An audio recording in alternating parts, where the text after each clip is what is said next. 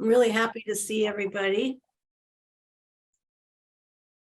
And you can hear me well enough and all of that. Good.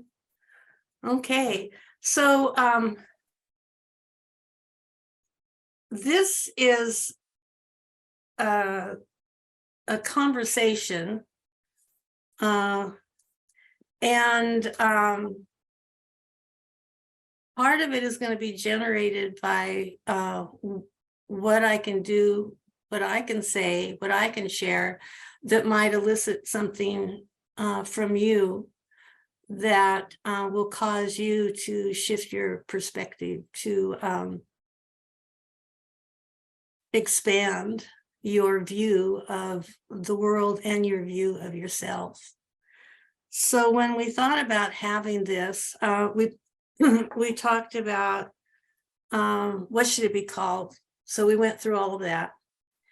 And I realized that really my whole path is to assist people to create a relationship with their own higher self, which is the point of our journey, is to have a relationship with our own higher self. So there's teachings in the Bible. Socrates taught it. It was in the Temple of Delphi, know thyself. And that's what we're doing. That's what the journey is about, is to know yourself. There's a parable that's attributed to the Gospel of Thomas, one of the Gnosis texts. And it goes that the man asks Jesus, what does he need to do to follow him? And Jesus said, know thyself. And the man said, cool, then what? He said, well, know thyself more. So our journey is just about knowing ourselves. And I think everybody in this group has done lots of work. You know, you learn things, you do clearing processes, you learn skills that you can share with others. And you're always looking to, I don't know, maybe the term that's used a lot right now is, you know, becoming the best version of yourself. But there's a possibility that you're a pretty good version right now, but you don't understand that. And that's part of our journey in our life, is to find out that we're probably much better than we think we are. And learning to know that and to experience that brings us everything that we want. So I'm just going to talk about some things, and then if you have something to ask or something to share, I'll invite that, because that will increase the conversation and everybody benefits from that. So I was thinking about starting with a story. So when I had sent out 7 weeks of stories.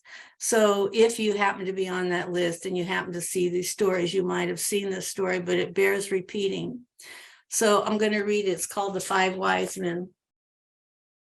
It says, 5 wise men got lost in the forest. The first one said, I'll go to the left. My intuition tells me that. And the second one said, I'll go to the right because the right comes from the word rightness. The third one said, I'll go back. We came from there. It means I will go out from the forest. And the fourth one said, I'll go straight. We should move forward. The forest will end and something new will open. And the fifth said, you're wrong. There's a better solution. Wait for me. He found the tallest tree and climbed into it. And when he was climbing, everyone else scattered towards their own sides. From above, he saw where they should go to leave the forest faster. Now he could even see in what order the other wise men will reach the end of the forest. He climbed higher and saw the shortest way. He understood the problem and found the best solution. He knew that he did everything right, and the others were wrong. They were stubborn and they didn't listen to him. He was the real wise man. but he was wrong. Everyone was right. The one who went to the left found himself in the thicket. He had to starve and fight with wild animals, but he learned how to survive in the forest. He became a part of the forest and could teach others the same. The one who went to the right met thieves. They took everything from him and made him steal with them. But after some time, he had woken up something in those thieves that they had forgotten: humanity and compassion. The remorse was so strong in some of them that after his death, they became the wise men. The one who went back made a pathway through the forest, which soon became a road for those who wanted to walk in the forest without being afraid of getting lost. And the one who went straight became a pioneer. He visited the places where no one else was and opened wonderful new possibilities for people, amazing healing plants and magnificent animals. And the one who climbed into the tree, he became a specialist in finding short ways. People turned to him when they wanted to find the fastest way to deal with their problems, even if it didn't lead to any development. This is how the five wise men reached their destiny. I like that story because we've all heard the statement that there's many, roads to the mountaintop. And I also hear from people all the time, I don't know what to do. What is my purpose? There's something that I'm supposed to do, and am I doing it right? And there's people who have made choices and then they have regrets thinking they made the wrong choices. But the way to look at our experiences is to know that we are in the right place at the right time and there's something there for us to learn. That's the most important thing, without the judgment, without the, it's not even assessment. We can choose to do things differently based on our past experience. And we can choose more wisely when we let go of the criticism of the choices that we made, because we have no idea about the choices that we made, what those choices, how we really benefited from them. Do you agree? Mm-hmm. Have you noticed that in your life? Mm-hmm. I certainly have. I can look back and go, what was I thinking? But then I realize that something came out of that. And that's what this story is talking about. And it's also talking about that we are all different. We are all different. I've had students ask me about my own path, and I tell them, I have no idea if anybody should do their path the way I did my path. I don't even have any idea if I should have done my path the way I did my path. All I know is that I did my path the way I did it, and I got where I got, and I'm pretty happy with it. And maybe I could have got here if I did something differently. I don't know. It doesn't matter. What's true is that I did it the way I did it, and I got where I got. And I have no idea if anybody else should do it that way. Probably not. I don't know. There's easier ways. Some of us are a little dense. So do you understand that? Is that the way that you feel about your experiences? That they're just experiences? Nalini. No?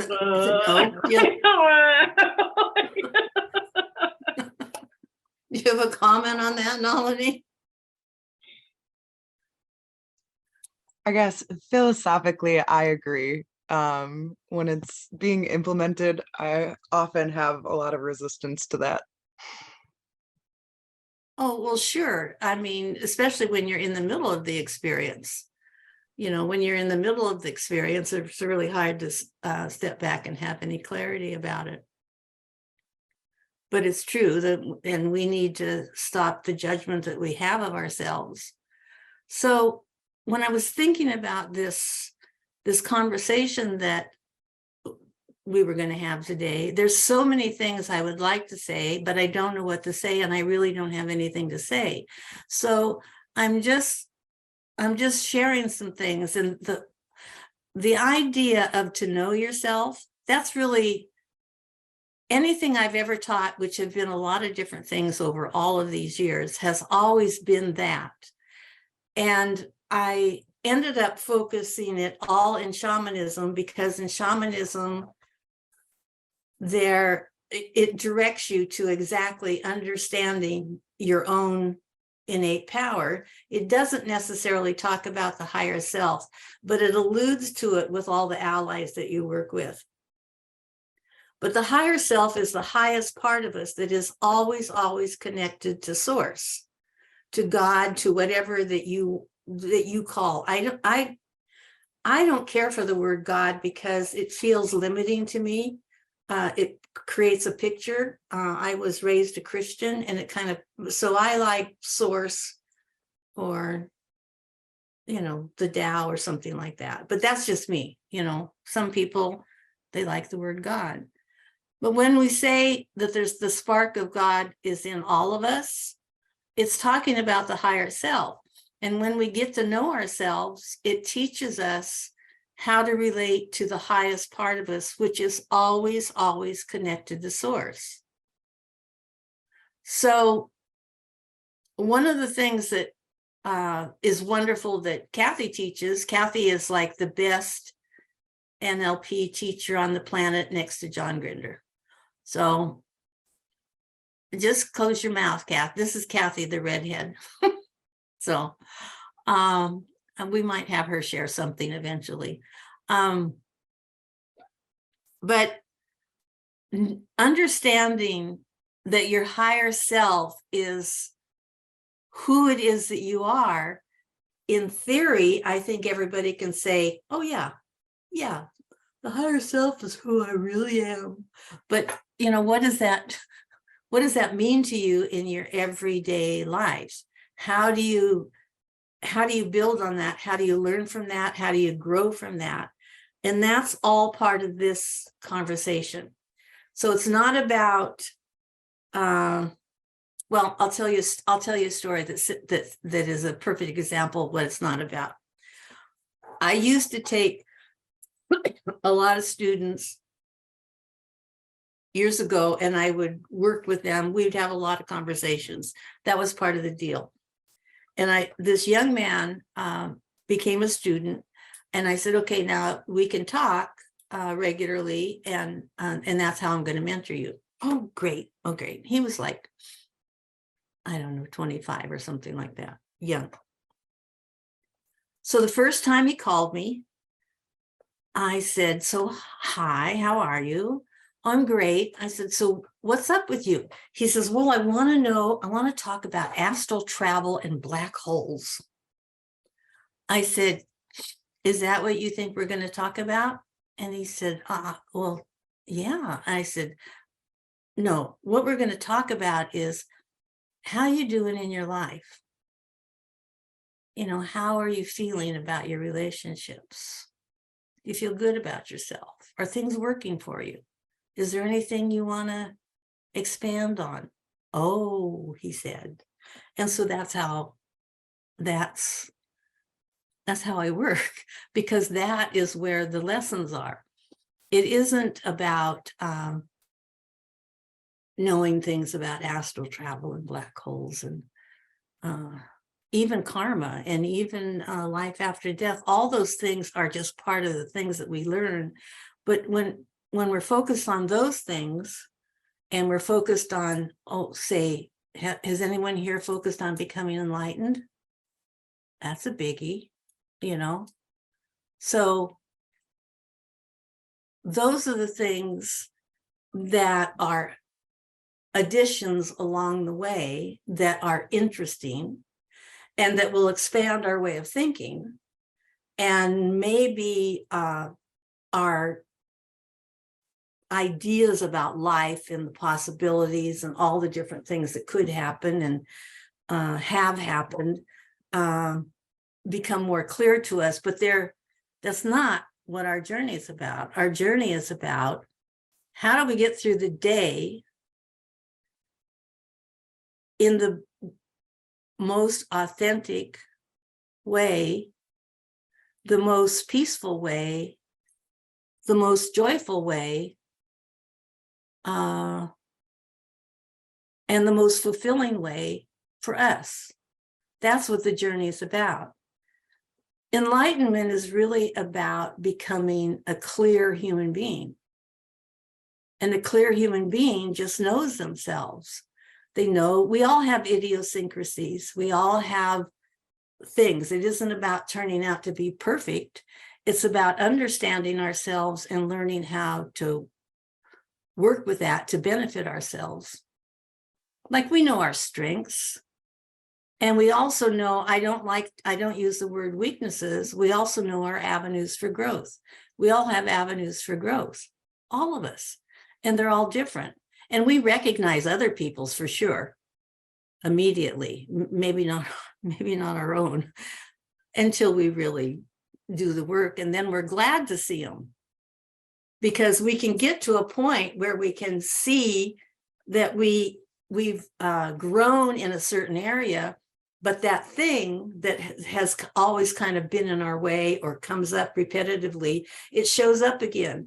But if you look at it, it shows up differently. Like, you can see it, like evolution is a spiral.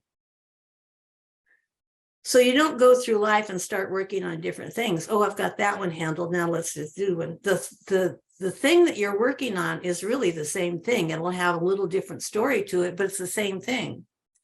But as you progress and go up the spiral, you can see it better. You have less baggage and you can see it clear. So that's becoming a clear human being. Does this make sense? Good. I'm glad. So that's what we're doing. We're having conversations to see what it is, how we can know ourselves better. There's lots of things. We can get hooked into glamour, the glamour of being a spiritual teacher or a healer, or whatever it is that we strive to be, or whatever it is that we've become. We can do that. We can get caught up in achieving greater enlightenment, greater awakening. We can get caught up in all of that and totally miss our lives. Totally miss our lives.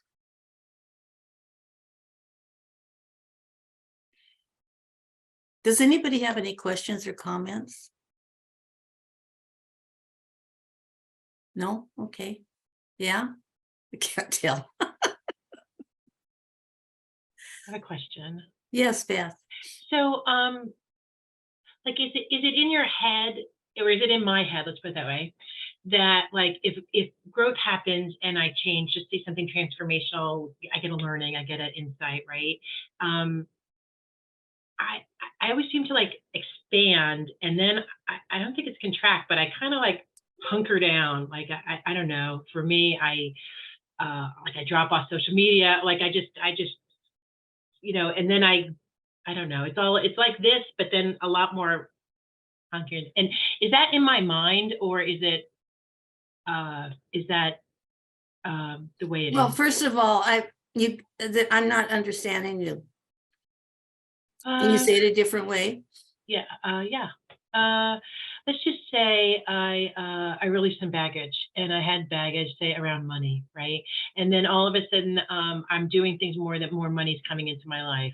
But as soon as that transformation happens and my new life starts appearing, like, I don't know, I just start hiding, and yeah. Well, it's it's a human characteristic that until we've reached a certain level of clarity in our transformation, in our growth, we're never really satisfied with anything. Yeah. So when we get something, if you notice, you like, if you're saving to, you get a car, and you get this new car, and you're just excited, so excited. And you're excited for a while, depending on the person. And then you see a new model and you go, oh, I had a student that I just rode his tailwind, he was addicted to computers and upgrading on the things. And I would just buy he was always upgrading. He just never was good enough. Always better, always better. And we are like that. So part of it is that when you achieve a certain degree, like you made a breakthrough, you let go of stuff. So one part of your financial relationship and things improved. But we get stuck in not fully embracing it. Yeah, I don't feel like I'm spiraling. I feel like I'm like this, and then I'm like this. I don't know, but at least I mean, and at some level, I do feel like I really, yeah, I don't know. That's right. Sometimes it just doesn't feel like a spiral up. Well, your question about, is it your mind? Yes, it is your mind. It's always the part that gets you in trouble is always your mind. It's all, if people understood that, they'd relax and be kinder to themselves. Yeah. It's just always your mind. Your mind is just going to think and think and think and think and think. And when I've taught meditation for years, and the thing I heard constantly from people is they'd start to meditate. They never meditated, so they start to meditate and they say, well, this is awful, because as soon as I sit to meditate, my mind just starts talking. I said, no, your mind is talking all the time. It's just that you're never quiet enough to hear it. It's always that way. And so we put too much importance to what we think, way too much importance to what we think. And if you could at least understand that conceptually, so you can start practicing when these thoughts come up, maybe say, well, isn't that interesting? And that's it, Oh, well, like not value it. Yeah, just yeah. Yeah. Okay. It's the mind. The mind is always going to think, and we believe it. We believe it. We believe that what we're thinking is true. And that's what gets us in trouble. Yeah, thank you. Okay. I'll look at that. Thank you. Just say to your mind, thank you for sharing. Now go away. It's like, it's, the idea of meditation is to learn to discipline yourself so that you don't get carried away with the thinking. Because when you practice, like when you're sitting meditating, whatever kind of meditation you do, the foundational concept always is the same, is that you don't pay attention to the thoughts. So you may be doing a mantra, or you may be counting, or you can do several things. But the idea is that when the thoughts come up, because you're just counting or just watching your breath, you let them go by. You don't pay attention to them. So this is practice, so that when you're not meditating and you're walking through your life and these thoughts come up, you automatically have the ability to just let it go, because it's not important. Yeah. That's a pretty amazing thing to recognize. So if you can, recognize that your thinking is not as important as you believe it is, you'll save yourself a lot of grief. Yeah, a lot of grief. No, that's very valuable. I never, I never took it that way. Thank you. Good. Anybody else? Yes, Shripati. Yeah, what I'm present to, and I appreciate all this is like pearls of wisdoms. I appreciate there's a lot here. One thing that's coming up for me in my path is transcending what I might call pride in the space of non-judgmenting, like non-judgmental self. Do you have any tips or tricks or techniques to support, in particular, this non-judgmental environment? I've been working on it more actively even in the last couple months, but I always love to learn more tricks if you have any. Tricks. I don't teach tricks and tips, honey. What, but be a little more specific. What you said was very vague. In my experience, I judge myself very harshly in my path. In particular, I've found befriending myself, liking myself first, then loving myself. Yeah, it sounds great. And I was just curious if there's some practical form of ways, like perhaps one that you might use, like you said, isn't that interesting as opposed to going into a very harsh judgment on the self?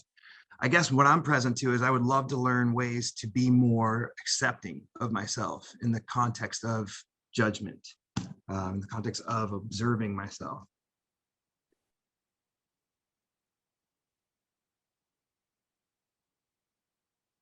That's what the life journey is about, Shripati.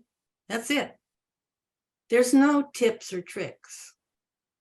We get tools, and everybody here has different tools that they can use, like meditation, like self-inquiry, like learning to drop it.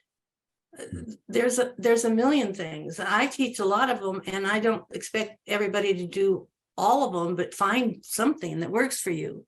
So I have people that, students that call me and say, oh, everything's terrible and this is awful. And and it's, and I say, well, so I just start asking, did you meditate? No. Did you contemplate? No. Did you go take a walk? No. Did you? Well, do something and then call me back. Right. You just keep, there's things that you know how to do, and it takes time. You don't just learn a tool and then you do the tool and then you're just, I'm fixed. Right. It isn't even about fixing yourself. Fixing yourself, people waste their lives trying to fix themselves, when really all they need is more clarity. And the clarity that you get about yourself turns into liking yourself and loving yourself and accepting yourself. And when, when Lord Buddha said to drop it, that's what he meant, but people can't seem to do it. And I don't know how many classes I've been in where the facilitator said, just drop it. But people go, oh yeah, but they don't get it. Mm-hmm. They don't get to drop it. It's a very practical thing, but I had a student in the Philippines, I was doing this retreat, and a student stood up and said, I got it. Drop it. When my mind is doing this and I drop it, I just have to interrupt it. I said, exactly. Mm-hmm. You have to interrupt it. Right. And there's lots of different things that you can do to interrupt it so you don't end up going down the rabbit hole when you're in the throes of judging yourself, right, or not liking yourself.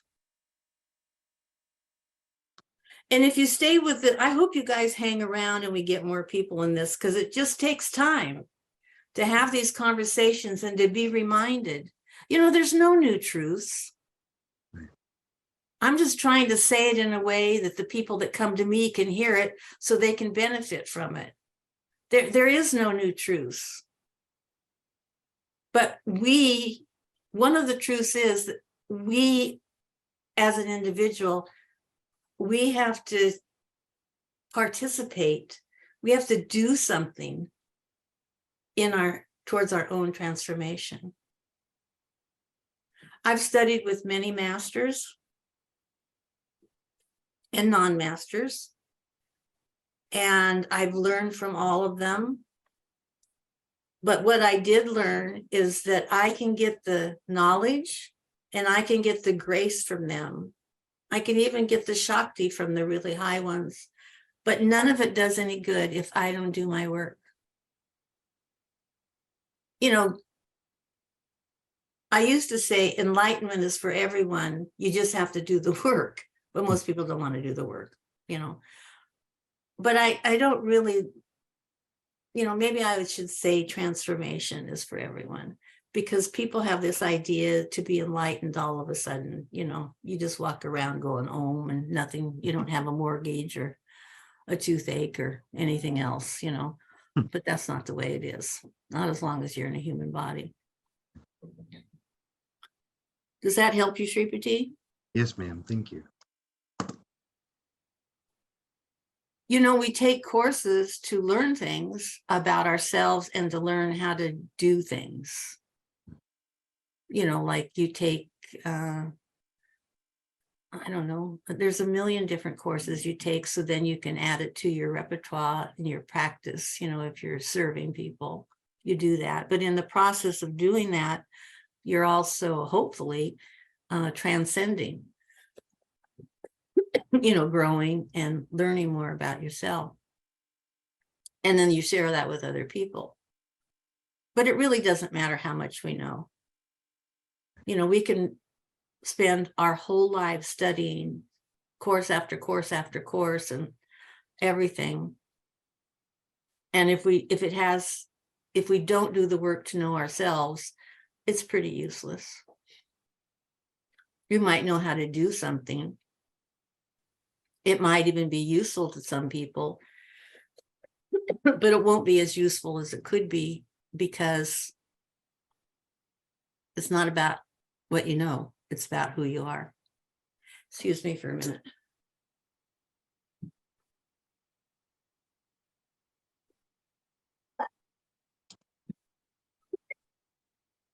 Any comments? Complaints? Okay. Excuse me for coughing. I have allergies and it makes me cough. I'm going to read another story and see what you guys think. And if you got my, if you might have seen this story before. So it says, one day the master asked, what in your opinion is the most important of all religious questions? And he got many answers. Does God exist? Who is God? What is the path to God? Is there life after death? No, said the master.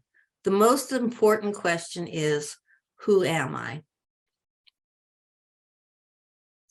And the students got some idea about what he was hinting at when they overheard him talking to a preacher. And the master said, so then, according to you, when you die, your soul will be in heaven. The preacher said, yes. And your body will be in the grave? The preacher said, yes. And the master said, and where, may I ask, will you be?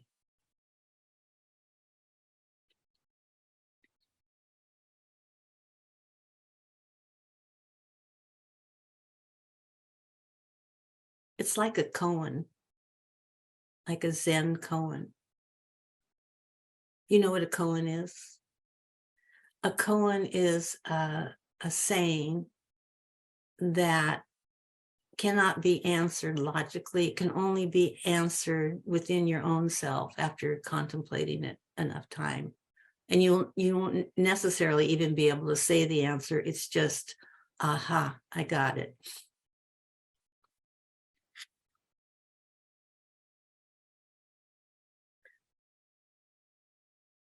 What does this mean to you, Nalini?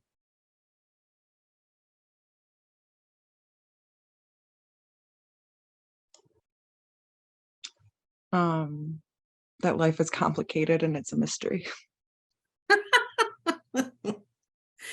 Oh, you're such a good student. That is my standard answer to everybody. It's complicated and it's a mystery, because everybody wants to know the answer.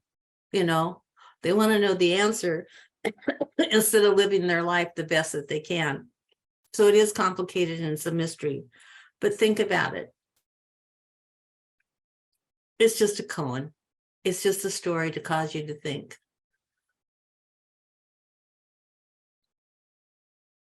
So today's conversation is about getting to know yourself. Really getting to know yourself. And when you get to know yourself and you realize that some of the things that you call your weaknesses aren't weaknesses at all. They're just the weights that you have to lift to become strong. That's all they are. They're avenues for growth. And when you get really clear about yourself and you notice that you have this reaction, whatever it is, you all are probably thinking of something that you react to and you wished you didn't, and you thought you had that handled, you thought it was done. Next time it comes up, instead of going, don't do that. Go, oh, that's so interesting. Because you know what? There was a time when you couldn't see it. You didn't even know. You didn't even know. Think about it. All the things that you know that are avenues for growth for you, that you're more relaxed about. You just know that you have a little more work to do in this, a little more clearing. And then look back in your life and think about how you saw that part of you a while back. You had all kinds of judgment. What's wrong with me? Something is really wrong with me, you know, and I've got to get this fixed, and I'm probably hopeless and all that stuff. And now you have a different perspective. It goes, oh, there it is again. But if you acknowledge, oh, there it is again, you realize, oh, you're just going, oh, there it is again. Okay, that's interesting. But then if you go back even farther, there was a time when you did that, you had that reaction when you didn't even know it. You didn't even know it. So there's a teaching that says, just in the awareness, shifts happen. So the more that you can become aware of things, you will see that they just start changing.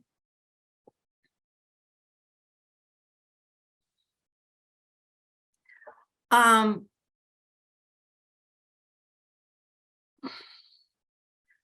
said that I was going to talk and that I was going to give a tool, and then we would do some kind of meditation. So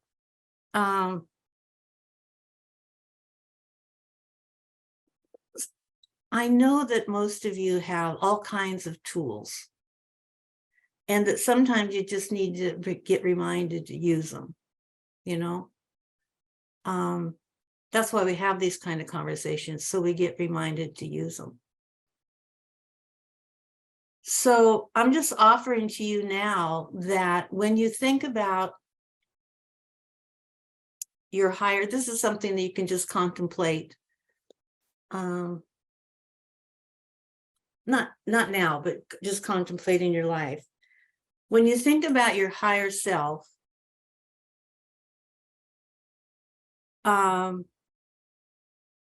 understand that your higher self is your greatest wisdom. That is who you really are. And the more clearing that you do, the more you become clear, the more you transcend, you get to experience your higher self more and more. That's your wisdom. Your higher self is never going to be in fear. It's not going to be in doubt. It's not going to judge you. It's not going to tell you that you're wrong. So if you're hearing any of that, that is not your higher self. That's just your programming. That's just your patterns. That's just your mind talking. So just contemplate as you go through your life, when you're tapping into your wisdom, you're going, how would my higher self look at this? It probably wouldn't look at it the way that you're looking at when you're in the throes of your despair and your self-judgment. So as we evolve and we grow, we get we get a better relationship with our higher self. So we hear it more than we hear the other things. And that's our path to clarity. That's it. So anybody have any questions or answers? Do you have answers? Do you have any tips? Sorry, Sheeper T, I just had to say that. Just teasing you because you're such a zealot. You're learning. Yes. I respect it. Yeah. Nalini? Yeah, I guess I was wondering, do you recommend like focusing on the things that we notice, or is it just in the awareness that those things start to change? Like, is that your recommendation? Because I feel like sometimes I obsessively like find a thing and I'm like, oh, there that is again, like better do something about it. Yes, but no, you don't focus on it. It's just the opposite. But what you just, what did you just say? Fix it. Okay. Stop trying to fix things. There's things that you can learn to do that will assist you to release things, to have a new perspective and all of that. But if your sense is that you must fix something, then what you're focusing on is the thing that needs to be fixed instead of the thing that you want to be. And this is not positive thinking, because positive thinking doesn't allow you to experience the experience. So when somebody's addicted to positive thinking, they really think they really become negative. There's no other way than that. So it isn't that. It's just when something happens, you look at it and okay, remember, there was a time when you didn't even know it was there. You didn't know you did that. It was it was his fault, her fault, the government's fault. But now you know that it wasn't their fault, that you had something to do with it. So, but there was a time when you didn't even know. And then you found out. And oh, you can go through this when you find out, feeling terrible. But then as you grow and expand, you realize, that isn't really what I'm supposed to do, and that isn't working. So this is something I notice about myself. It's like stepping back. This is something that I notice about myself. And you just notice it. You don't have any judgment. You just notice it. And this can be done, but it takes practice. And you notice it. And in the notice in it, shifts will happen. And the first shift that will happen is that you'll notice it more often. The more you notice it, the greater the shifts happen. Does that make sense, Nalini? Did that answer your question? Yes, thank you. Okay. Anyone else?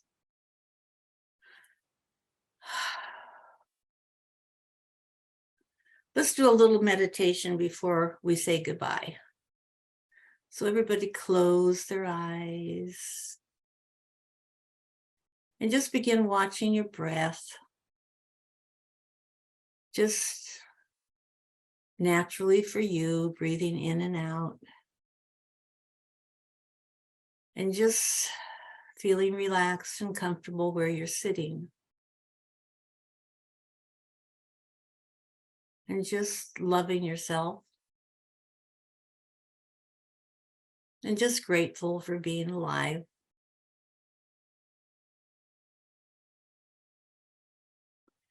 Now, focus your attention on your physical heart. And notice in your physical heart is a blue thumb-sized flame that's smokeless and heatless.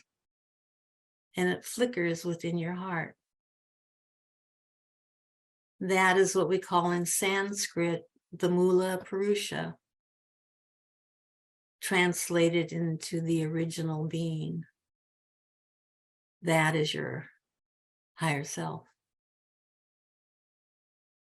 And just see it flicker and say to that flame, oh, my soul, I love you so. Oh, my soul, I love you so. And watch it flicker into light of your acknowledgement. And as you say again, oh, my soul, I love you so, watch the flame expand and fill your whole body, heatless, smokeless, beautiful blue flame.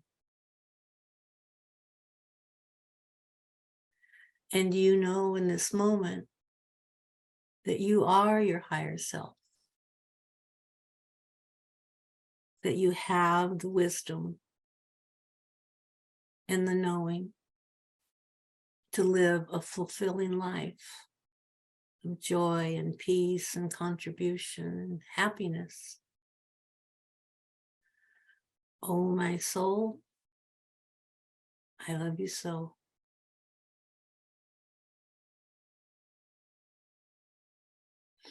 And when you're ready, just come back to the present and take your time opening your eyes.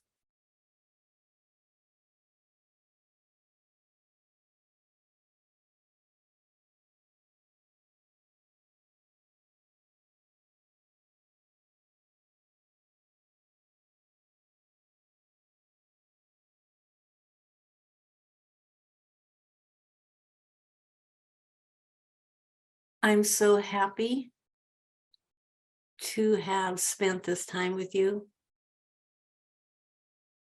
It's a blessing. So thank you for taking the time out of your busy lives to be with us. And I hope you join us again. We're going to do this once a month. See what happens. Everybody good? Thank you so much. Okay. Well, I love you all. Go have a great rest of the day. And people don't know that Kathy's in Portugal, so her day is a lot more progressed than ours is.